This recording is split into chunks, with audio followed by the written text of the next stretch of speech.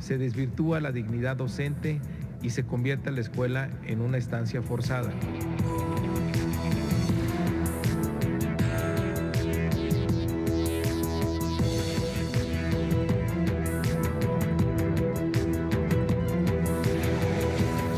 El ciclo escolar concluirá, como estaba previsto, el 15 de julio.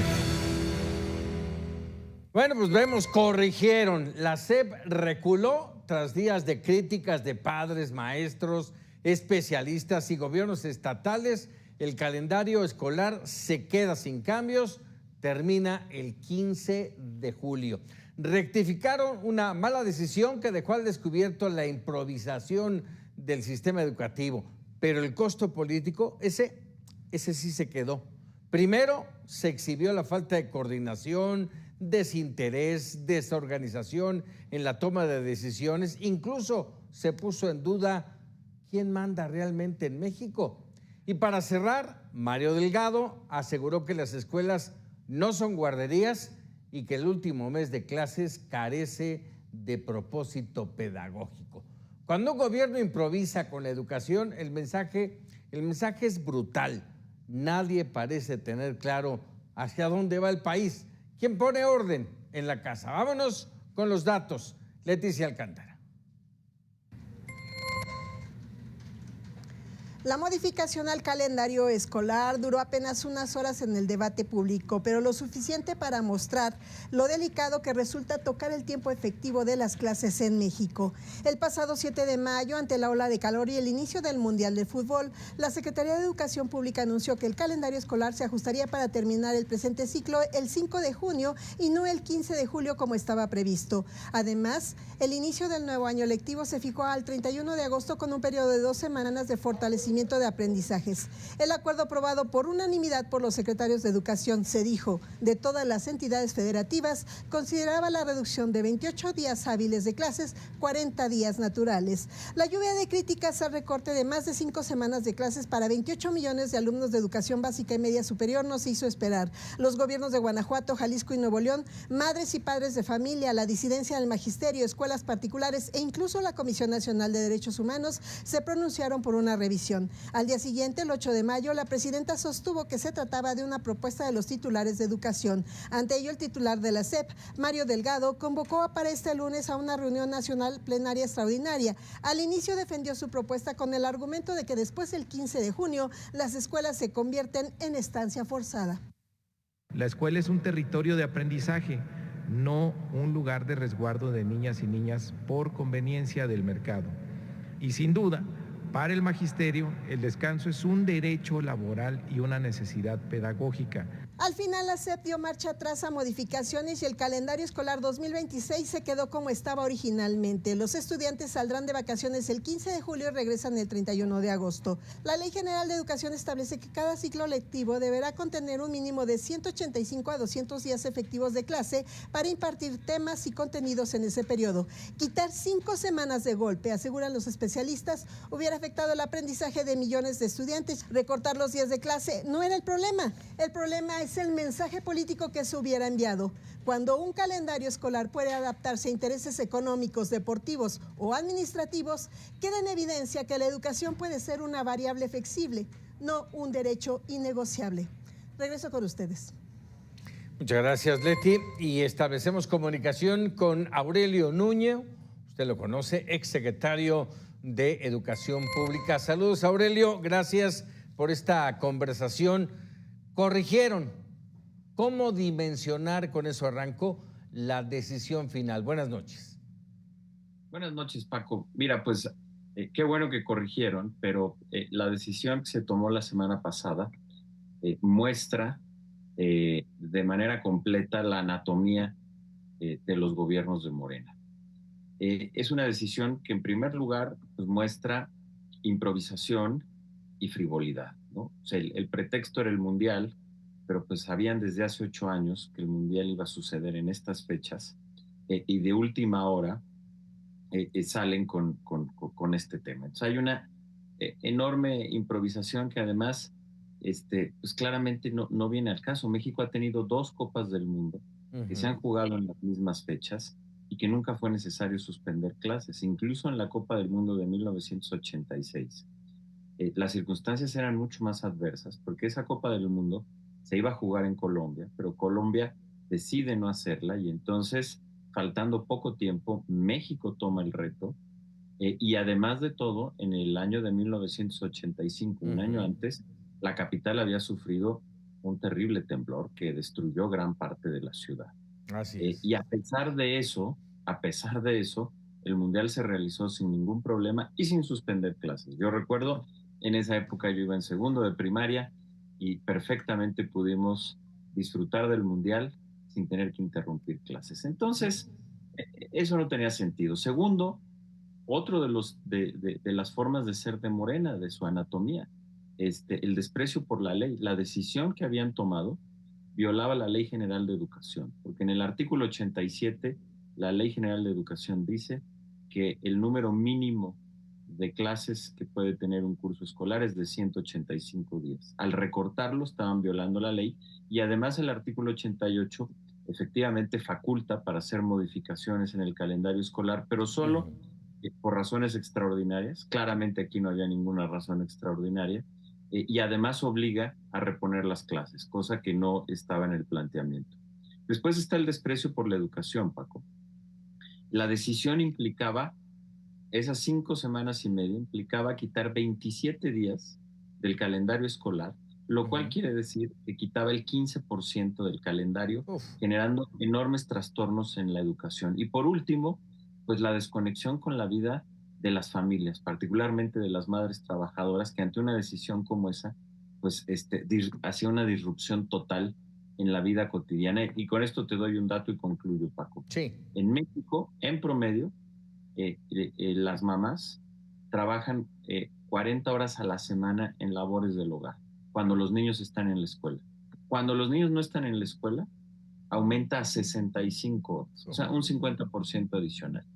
Eso implica, por supuesto, que un enorme desgaste para las jefas de familia, para las mamás, para toda la familia, pero además, pues implica, como dicen los economistas, un costo de oportunidad, es decir, muchas mamás hubieran tenido que dejar de trabajar o trabajar menos horas o llegar tarde o, por el contrario, dejar a sus hijos chiquitos solos en la casa o tener que invertir, si es que pudieran tenerlo, en algún curso o lo que sea. Entonces, por donde lo veas, era una decisión absolutamente absurda y terrible que, por supuesto, ante la protesta que tuvimos las madres y los padres de familia, los maestros y toda la sociedad, pues afortunadamente se echaron para atrás y eso quedó saldado, pero sí muestra pues una incompetencia y sobre todo un desprecio por la educación y por las familias muy grande, ¿no? Bueno, hoy, aún a pesar de este cambio, todavía el secretario de Educación insistió en que las primarias, las escuelas primarias y secundarias no son guarderías, que ese no es tema de la educación. Pues mira, las escuelas son escuelas. Incluso culpó a las empresas de no ser flexibles laboralmente. Pues mira, yo creo que es una concepción equivocada de la función de las escuelas y de la educación. Las escuelas están, por supuesto, para educar. Y esa es su razón principal. Sin embargo, pues toda la vida colectiva prácticamente del país y de las familias, pues se estructura alrededor del calendario escolar, porque las escuelas, aunque su fin principal es enseñar y es educar, y eso es lo más importante, pero como los niños están en la escuela, pues implica también un proceso de cuidados que apoya la economía de las familias y que las familias también puedan trabajar. Entonces, la escuela tiene como fin primario la educación, pero al final del día su fin social va más allá de la educación y implica también que las familias se organicen alrededor de la educación y que permita a los papás y a las mamás también poder trabajar y desarrollarse profesionalmente. Cumple con las dos funciones. Entonces, pues es equivocado verlo de esa manera y además es equivocado no asumir la responsabilidad que tiene el Estado en ambas. Lo que pasa es que aquí estamos frente a un gobierno que no solamente en esta decisión muestra su desprecio a la educación, sino lo muestra en ya muchos años de políticas que han venido destruyendo la educación del país. Lo primero es que después de un siglo, desde 1921, que José Vasconcelos creó la SEP, Paco, hasta 2018, todos los gobiernos de este país aumentaron coberturas educativas. Los gobiernos de Morena son los primeros que en lugar de aumentar, tiraron coberturas. En preescolar teníamos 72% y hoy bajó a 64%. En primaria teníamos 100 y bajó a 96%. En secundaria teníamos 97 y bajó a 94%. Y en el bachillerato teníamos ya 85% y bajó a 74%. Imagínate eso, ¿no? En ese sentido, justamente, Aurelio, Mario Delgado dejó entrever la posibilidad de debatir, de revisar el artículo 87, que habla de que debe haber entre 185 y 200 días efectivos de clase. Y parece ser que quieren reducirlos. ¿Eso cómo impactaría? Pues eso sería un error, porque la jornada mínima de 185 días, pues es lo mínimo que se debe de tener, porque además hay que recordar que el número de horas en las escuelas primarias en México es muy bajo, es tan solo de 4 horas. Por eso, como parte de la reforma educativa que hicimos, creamos las escuelas de tiempo completo, que tenían horarios ampliados y que subían la jornada de 4 a 6 horas y que además tenían comedores con comida nutritiva. Esas escuelas, que ya eran 25,000, atendían a casi 4 millones de niñas y niños en las zonas más marginadas del país.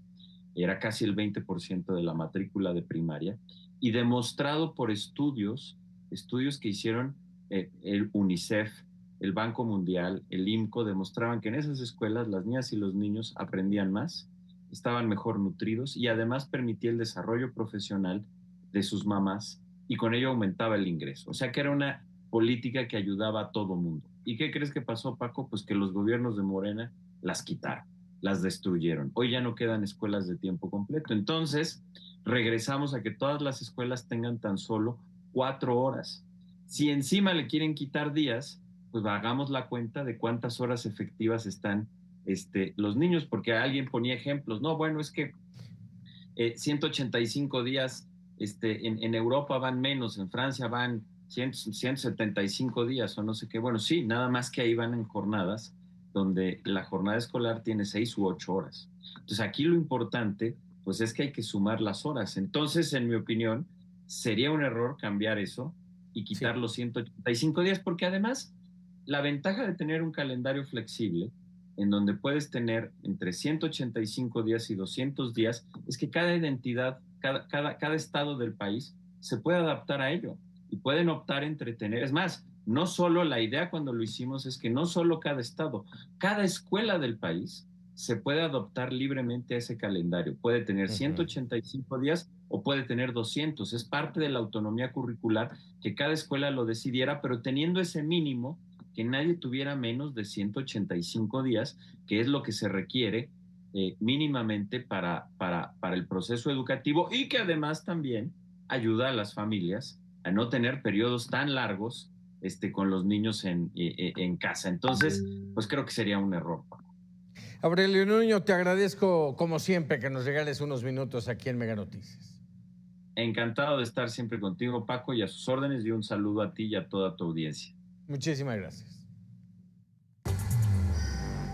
En una democracia fuerte, ningún cargo público está por encima de la ley. Ninguno. Ni un gobernador, ni un senador, ni un fiscal. Por eso resulta tan grave que los 10 personajes señalados por Estados Unidos hayan optado por atrincherarse en el poder en lugar de apartarse para facilitar las investigaciones. Ahora bien, tampoco se trata de obedecer ciegamente a Washington. Si un funcionario enfrenta acusaciones, la fiscalía debe investigarlo y en su caso sancionarlo. Lo alarmante es el mensaje que se ha enviado, que el poder político sigue funcionando como blindaje personal, que las lealtades partidistas pesan más que el Estado de Derecho. Separarse del cargo no es declararse culpable, es entender que la investidura pública exige responsabilidad, prudencia y respeto por la ley. Y si la maquinaria judicial encuentra culpables, que asuman las consecuencias. Lo contrario proyecta la imagen de un gobierno sin control sobre su territorio. Cuando la impunidad se normaliza desde el poder, el Estado comienza a pudrirse desde adentro. Cuando el poder encubre culpables, lo que se normaliza es la impunidad como sistema de gobierno.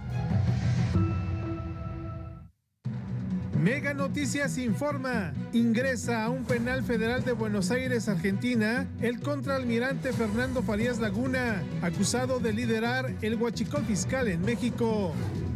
Desmantelan túnel clandestino que se conectaba a terminal de almacenamiento y despacho de Pemex para robar combustible. Esto en Santa Catarina, Nuevo León.